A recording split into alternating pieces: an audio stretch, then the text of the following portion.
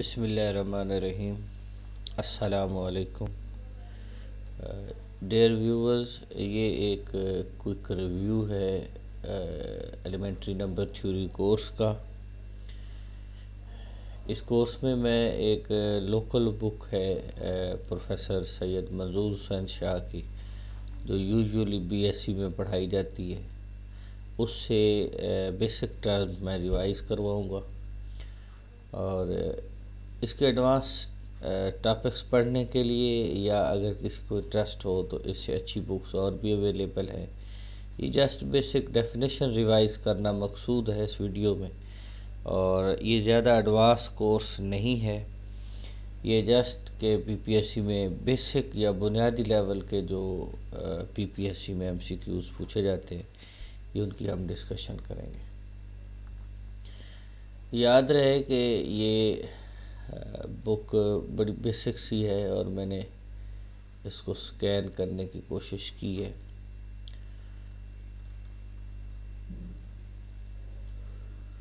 अच्छा, इसके चैप्टर में सेट्स और अलजेब्राइक स्ट्रक्चर की डेफिनेशन बताई गई है। याद रहे कि ये जो बेसिक नंबर थ्योरी है, ये ग्रुप थ्योरी में इसका बड़ा रोल है, वहाँ इसको ख़ास अहमियत हासिल है। तो बेसिक पहला चैप्टर तो सेट्स और अलजेब्राइक स्ट्रक्चर से रिलेटेड है, आप आसानी से इसको समझ सकते हैं। या मैं सिंपल अगर अलजेब्राइक स्ट्रक्चर की बात करूं तो ये भी एक सेट होता है, मगर उस सेट के साथ कुछ ऑपरेशन एसोसिएट किया जाता है। अगर फॉर एग्ज़ाम्पल एक नॉन एम्प्टी सेट ले लिया जाए और एक ऐसा ऑपरेशन ले लिया जाए जो चंद प्रॉपर्टीज सेटिस्फाई करता हो, जिसमें क्लोजर प्रॉपर्टी है, जिसमें एसोसिएटिविटी है, एग्जिस्टेंस ऑफ आइडेंटिटी है, एग्जिस्टेंस ऑफ इनवर्स है, तो फिर हम उस अलजेब्राइक स्ट्रक्चर को ग्रुप का नाम देते हैं। ये ग्रुप है, रिंग है, मॉड्यूल है, वेक्टर स्पेस है, सेमी ग्रुप है, ग्रुपाइड है, ये सारे अलजेब्राइक स्ट्रक्चर्स कहलाते हैं। ठीक है, तो इसमें बेसिक आप सेट की डेफिनेशन देख लेंगे। ठीक है, ये बेसिक नोशंस हैं जो आप आसानी से इनको रीड आउट करेंगे तो समझ जाएंगे। ठीक है, और ये बेसिक सेट से रिलेटेड हैं, इनको आप रिवाइज कर लेंगे।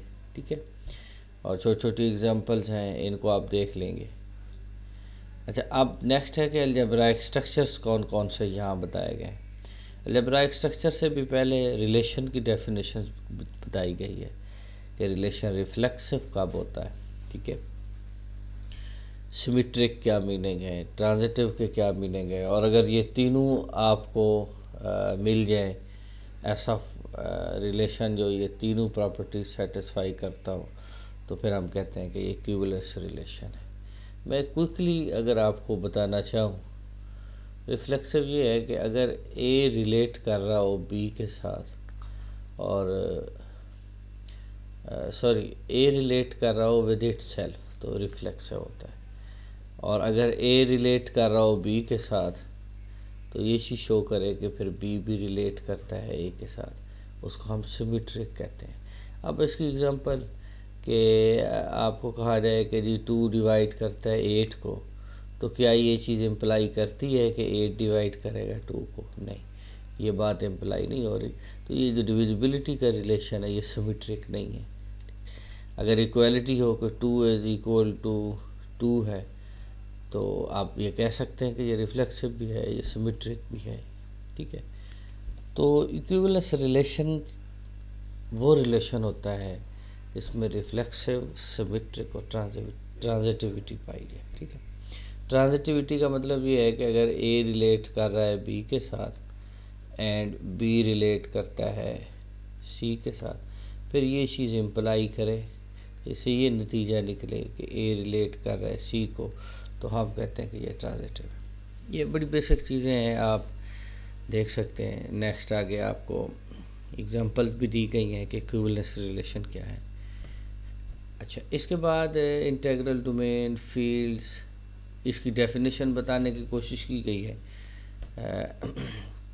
यहाँ सिंपल इनके डेफिनेशंस की हद तक है, ज़्यादा एडवांस टॉपिक नहीं है।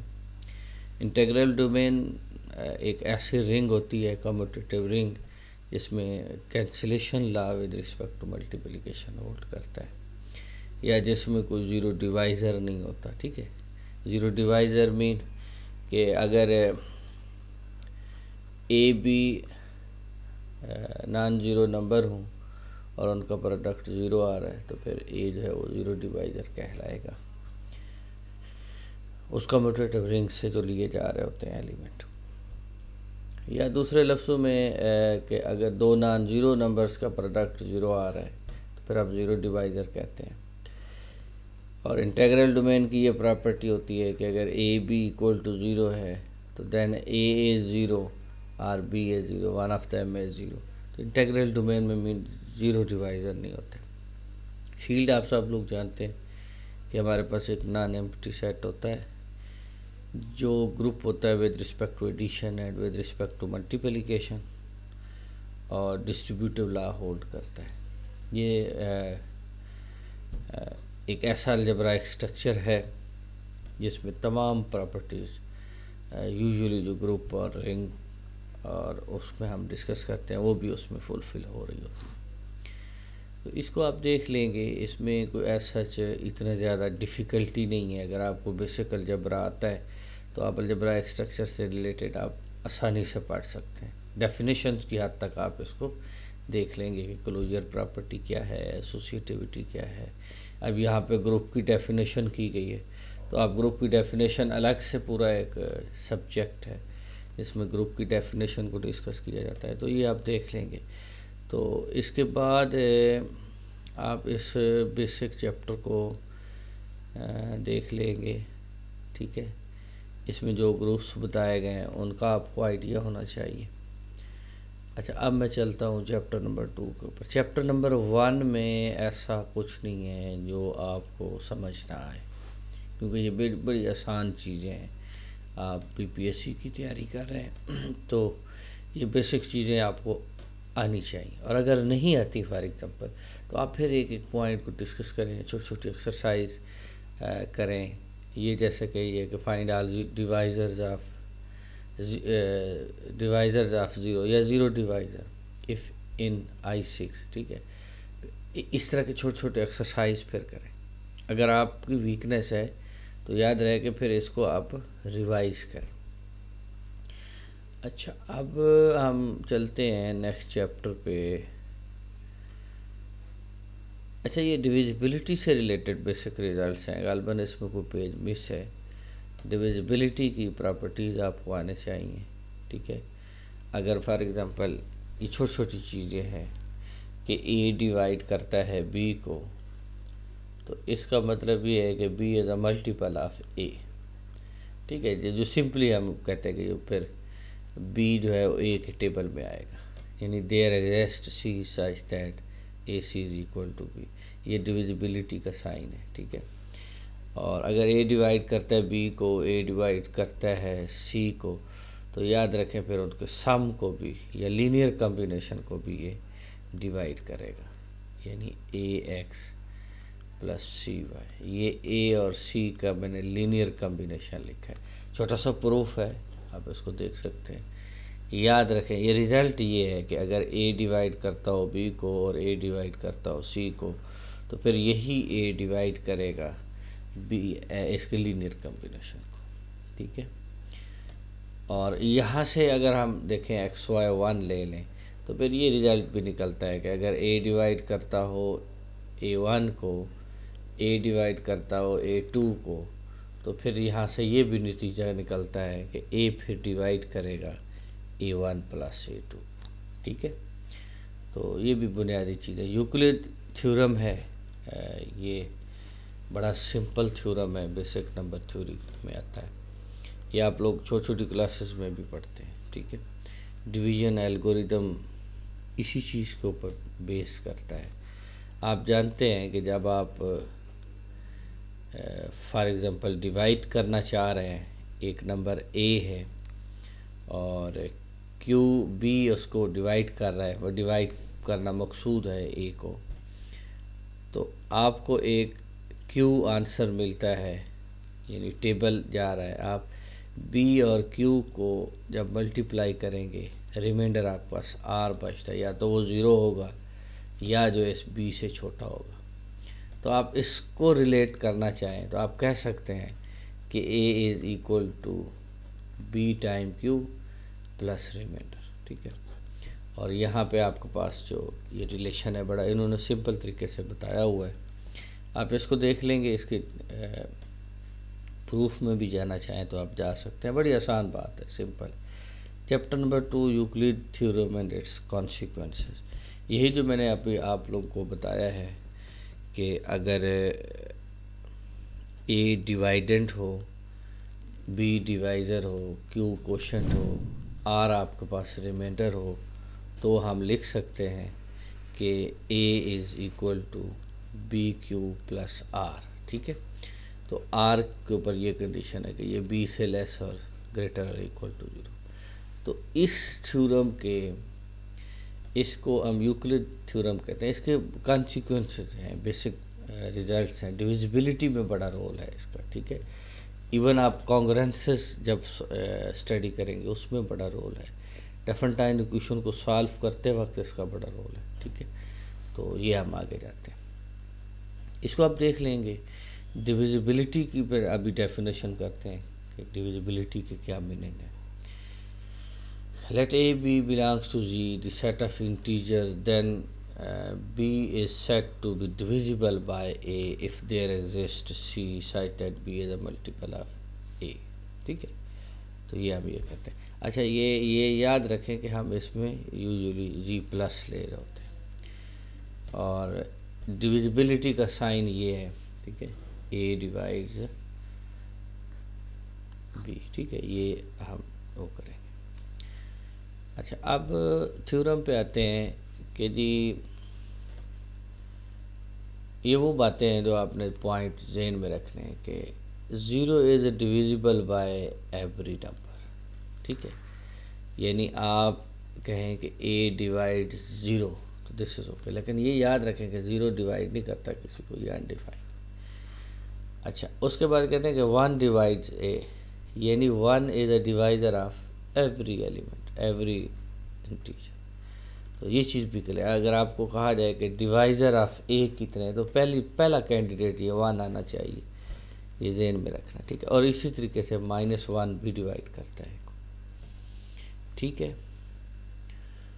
और ये बेसिक चीज़ें हैं जो आपने ज़हन में रखनी है। ऐसा पॉइंट पूछा जा सकता है। हर एलिमेंट अपने आप को डिवाइड करता है, यानी A is a divisor of ए।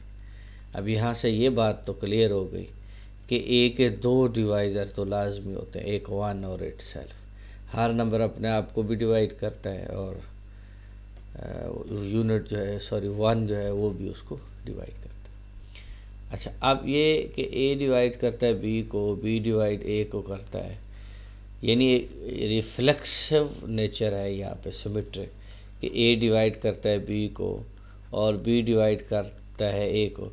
तो फिर इसका मतलब ये है कि a is equal to b या माइनस बी, ठीक है। तो ए डिवाइड कर रहा हो बी को, बी डिवाइड करता हो सी को, तो फिर ए बी सी को डिवाइड कर। ये ट्रांजिटिव प्रॉपर्टी है, यानी इसका मकसद ये है कि जैसा कि मैं एग्जांपल देता हूँ पार्टिकुलर, कि 2 डिवाइड कर रहा है 8 को और फिर 8 डिवाइड कर रहा है 16 को, तो इन दोनों से कंक्लूजन ये निकाला जा सकता है कि 2 डिवाइड्स करता है 16 को। और इसका बड़ा सिंपल सा रोल है। अगर आप इसको जनरली देखें कि ए डिवाइड कर रहा है बी को, तो फिर इसका मतलब ये है कि बी इज़ इक्वल टू ए के 1, ठीक है। जब कहा जाए बी डिवाइड करता है सी को, तो फिर C can be written as B K 2। तो आप बी की जगह पे आप लिख दें इसको ए के 1 के 2, ठीक है। तो आप लिख सकते हैं ए सी, ये को कांस्टेंट सी है, तो सी 1 कर लें, सी इज़ इक्वल टू A1। और यहाँ से ये पता चलता है कि सी इज़ अ मल्टीपल ऑफ ए, और यानी इसके मीनिंग ये है कि ए डिवाइड करता है ए को, ए डिवाइड करता है सी को, ठीक है। तो यानी यहाँ से ये बेसिक डेफिनेशन को आप फॉलो करेंगे, बुनियादी रिजल्ट्स हैं, इनको क्लियर कर लेंगे कि डिविजिबिलिटी के क्या रोल है, ठीक है। और इसके छोटे छोटे प्रूफ भी हैं जो कि आपने इसको अंडरस्टैंड करने हैं, यहाँ पे दिए हुए। ये बुक आप लोगों को शेयर कर दी गई है, ये जस्ट आपको हिंट देना मकसूद है कि इनमें से आप क्या क्या कर लेंगे। यूक्लिड थ्योरम अगेन आपके पास आ गया है कि ये आपने पहले देखा है, ये आप रिवाइज कर लेंगे, ठीक है।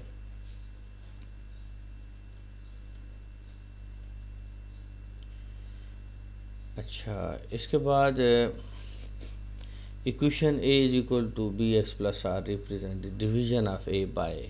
अच्छा, ये अभी जो मैं आप लोग को बता रहा था कि ये रिलेशन जो है वो इस चीज़ को एक्सप्रेस कर रहा होता है कि अगर आप बी डिवाइड कर रहा है ए को, क्यू कोशेंट है, रिमाइंडर आर है लेट्स सपोज, तो इसको आप इस तरीके से लिखते हैं, ठीक है। यहाँ पे आर रिमाइंडर है, क्यू कोशेंट है, बी डिवाइजर है और ए डिवाइडेंट है। अब क्या कंडीशन है कि आर इक्वल टू 0 हो, तो यहाँ से ये इम्प्लाई होता है कि ये जो बी था ये मल्टीपल ऑफ ए है।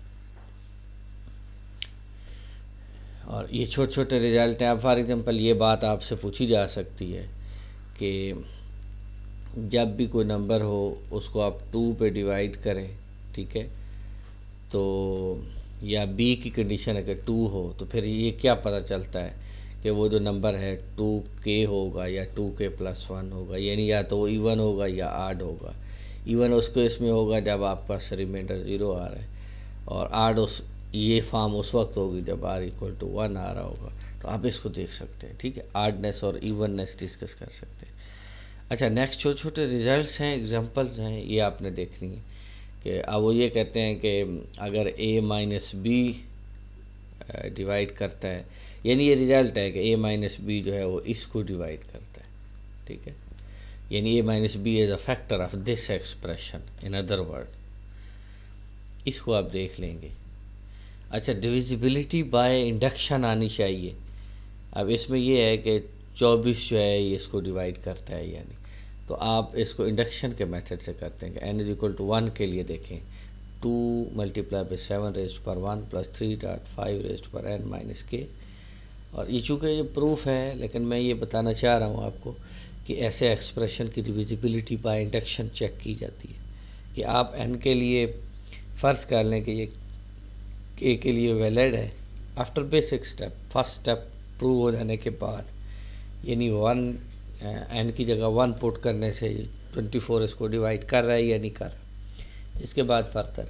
तो ये डिविजिबिलिटी को आप देख सकते हैं कि k के लिए सपोज कर लेंगे तो k प्लस 1 के लिए प्रूफ करें यूजिंग बेसिक कंजम्पशन। तो ये आपको पता होना चाहिए डिविजिबिलिटी के हवाले से। ये रिजल्ट आपसे पूछा जा सकता है पीपीएससी में कि every integer is a form of 3n plus 1 or 3 minus 1। क्या मीनिंग है इसके कि आप कोई भी नंबर दें इंटीजर तो 3 क्लासेस में वो आता है, 3n प्लस 1 3n माइनस 1, यानी वो इस फॉर्म का है, यानी 3 रिमाइंडर हो सकते हैं, 0 1 या माइनस 1। और इसके क्या मीनिंग है, अगर आगे आप जाएंगे तो 0 1 और ये माइनस 1 को आप लिख सकते हैं 2, ठीक है, कि आप कोई भी पॉजिटिव इंटीजर लें, रिमाइंडर यही बनेगा 0 1 और 2। 0 होगा जब इस केस में जब 3n मल्टीपल की फॉर्म में हो, 3n प्लस 1 के फॉर्म में 1 रिमाइंडर होगा, 3n माइनस 1 की फॉर्म में जब होगा तो फिर रिमाइंडर 2 होगा। तो इसको आप देख लेंगे, ठीक है। अच्छा, इसकी छोटी सी एग्जाम्पल एक्सरसाइज है, ये देख लेंगे, इसमें अगर कोई चीज़ समझ ना आए तो आप डिस्कस कर सकते हैं। अच्छा, इसमें जो डिफरेंट बेसिस की फॉर्म है, आप किसी भी इंटीजर को इस तरह पोलिनोमियल की फॉर्म में लिख सकते हैं। तो ये भी बड़ा बेसिक कॉन्सेप्ट है। मैं एग्जांपल देता हूँ, इसको आप फिर स्टडी करेंगे कि लेट्स सपोज के 98 लिखा हुआ है या 985 लिखा हुआ है, तो मैं इसको लिख सकता हूँ 9 मल्टीप्लाई बाई 10 रेज़्ड पर 2 प्लस 8 10 रेज़्ड पर 1 प्लस 5, ठीक है। ये प्लेस वैल्यू है 9 की इन दिस केस, यानी 900 प्लस 80 प्लस 5, ठीक है। तो यही वो कह रहे हैं कि जब आपके पास एक इंटीजर होता है, पॉजिटिव इंटीजर, तो आप उसको इस फॉर्म में लिख सकते हैं ये रिप्रेजेंटेशन जो है ये इम्पोर्टेंट है, बाद में कैलकुलेशन के लिए आसान है। इसको पोलिनोमियल की फॉर्म में लिया जाता है, ठीक है। और ये कॉन्ग्रेंसेस में सोल्यूशन के वक्त ये टेक्निक यूज़ होती है। तो बहरहाल यहाँ रिप्रेजेंटेशन आपको बताई गई, ठीक है। ये थ्योरम आप लोग देख लेंगे, ठीक है। ये जनरली अगर आपके पास एक इंटीजर हो इस फॉर्म में लिखें तो फिर आप यूक्लिड थ्योरम कैसे लिख सकते हैं, ठीक है। अच्छा, इसके बाद आप छोटे छोटे क्वेश्चंस हैं, इनको देख लेंगे। ये सिंपली आपके पास डिवीजन एल्गोरिथम है। ये डेफिनेशन है कि the system of writing integer in a base 10 is called decimal system, ठीक है। अगर आपके पास 0 1 की फॉर्म में आप नंबर लिख रहे होंगे तो फिर बाइनरी सिस्टम होगा। ओके, ग्रेटेस्ट कॉमन डिवाइज़र की डेफिनेशन आनी चाहिए, ठीक है। और ये डिवीजन एल्गोरिदम से बड़े आसानी से किया जा सकता है कि फॉर एग्ज़ाम्पल मैं आपको मिसाल दे देता हूँ कि 35 है और 25 कहा जाए कि इसका फाइंड आउट करें जीसीडी, तो आप बाय डिवीजन कर सकते हैं, ठीक है। 25 1 ज़ार 25, रिमाइंडर 5 है। अब अगेन 25 5 5 ज़ार 25, तो आप कह सकते हैं कि दिस इज़ आवर जीसीडी, या इसको हाईएस्ट कॉमन फैक्टर भी कहते हैं, ठीक है। ये डेफिनेशन है हाईएस्ट ग्रेटेस्ट कॉमन डिवाइज़र की। ग्रेटेस्ट कॉमन डिवाइज़र की डेफिनेशंस को आप देख लेंगे, और ठीक है, इसकी प्रॉपर्टीज़ को आपने देखना है। ओके, अच्छा, ये चीज़ बड़ी इम्पोर्टेंट है। ग्रुप में एक यूनिटरी ग्रुप आएगा जिसमें ये बात आप सीखेंगे या यूज़ करेंगे कि अगर आपके पास दो नंबर हैं ए और बी और उनका जीसीडी 1 आ रहा है या एचसीएफ 1 आ रहा है, या आपने उसका जो कॉमन फैक्टर है वो सिर्फ और सिर्फ 1 है, तो इस केस में हम ये कहते हैं कि ए इज़ रिलेटिवली प्राइम, ठीक है। आपको शायद याद होगा कि आपने यूनिटरी ग्रुप पढ़ा हुआ है जिसकी नोटेशन UN है, तो वो एलिमेंट्स होते हैं जो n के साथ रिलेटिवली प्राइम है। मैं एग्जांपल देता हूँ U6, तो इसमें 1 आ जाएगा, 2 नहीं होगा क्योंकि 2 और 6 का जो जीसीडी है वो 1 नहीं है, ठीक है। तो आप इस केस में कहेंगे कि ये रिलेटिव प्राइम नहीं है। इसी तरीके से 3 भी कैंडिडेट नहीं है U6 का। Collection of all elements which are relatively prime to 6 वो लिखने हैं, तो 1 2 3 नहीं आएगा, फिर 4 नहीं आएगा, फिर 5 आएगा। तो गोया U6 में जस्ट ये एलिमेंट है। ये मल्टीप्लिकेशन के हिसाब से ग्रुप होता है UN, ठीक है। तो ये इम्पोर्टेंट है, याद रखें कि ये इसी नंबर थ्योरी की वजह से जब आप इस UN ग्रुप को डिस्कस करें तो इसमें जब आता है कि आप इन्वर्स फाइंड आउट करें तो वहाँ पे एक लीनियर कांग्रेस का सॉल्यूशन फाइंड आउट करना होता है। किसी भी एलिमेंट का इन्वर्स फाइंड आउट करने के लिए ये आप जोसेफ क्विलियन की बुक से भी देख सकते हैं, ठीक है। तो ये बेसिक चीज़ है। और greatest common divisor of 2 elements is always unique, ये भी बेसिक है। अच्छा, ये कहते हैं कि ये रिजल्ट है कि अगर आपके पास 2 नंबर्स हैं, उनका जो उनमें से यानी वो दोनों ज़ीरो नहीं है, उनका जो जीसीडी है वो D है, तो आप जब D पे डिवाइड कर देंगे दोनों साइड पे तो ये इक्वल टू दिस 1 आ जाएगा, ठीक है। अच्छा, इसके बाद जीसीडी पे कैसे फाइंड आउट करते हैं इसको आप देख लेंगे, ठीक है। ये एल्गोरिथम दिया हुआ है, ये एग्जांपल आप देख लेंगे, ठीक है। और हाँ, ये बड़ा अहम थ्योरम है कि आपके पास जो जीसीडी है of A and B, it can be expressed as a linear combination of A and B। इस थ्योरम को ज़रूर समझिएगा, ये बाद में भी यूज़ होगा, ठीक है।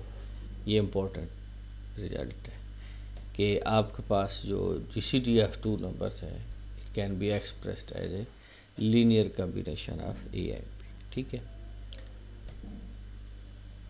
इसके बाद ये क्रोलरीज हैं कि अगर आपके पास जीसीडी ही 1 आ रहा हो तो फिर इसका मतलब है 1 can be express as a linear combination of A and B, ठीक है। ये डिवीजन देख लेंगे, GCD of more than 2 integer, ज़्यादा इंटीजर्स का भी कॉमन फैक्टर हो सकता है, ठीक है।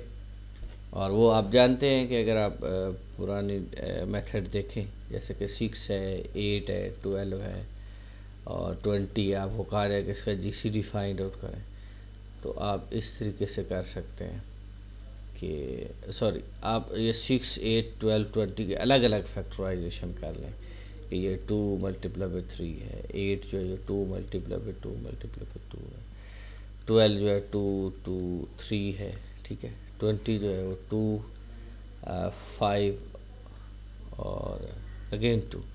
तो आप इसमें से देखें जो कॉमन चीज़ हर में आ रही है वो देखें 2 है, ठीक है। तो this is greatest common divisor of all of these 4 numbers.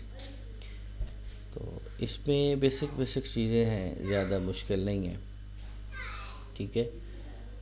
तो ये चैप्टर आपको पहले 2 चैप्टर्स की मैंने वीडियो बनाई है, फिर लीनियर डिफरेंटाइन इक्वेशन नेक्स्ट वीडियो इसका पार्ट में अगला आपको भेजता हूँ, ठीक है। वीडियो हमारी लेंथी ना हो जाए। आप इस पहले चैप्टर्स में देखेंगे तो बड़ी बुनियादी नौबियत की चीज़ें हैं, तो इनको देख लें और अगली वीडियो में हम लीनियर डिफरेंटाइन इक्वेशन को देखते हैं, ठीक है। This is not tough things, ये कोई टफ कॉन्सेप्ट नहीं है, आप आसानी से इसको रीड आउट कर सकते हैं, समझ सकते हैं। तो इनमें अगर कोई क्वेश्चन आ रहा है तो आप वो ज़रूर डिस्कस करें ग्रुप में, हम उसको डिस्कस कर लेंगे, ठीक है। अस्सलाम वालेकुम।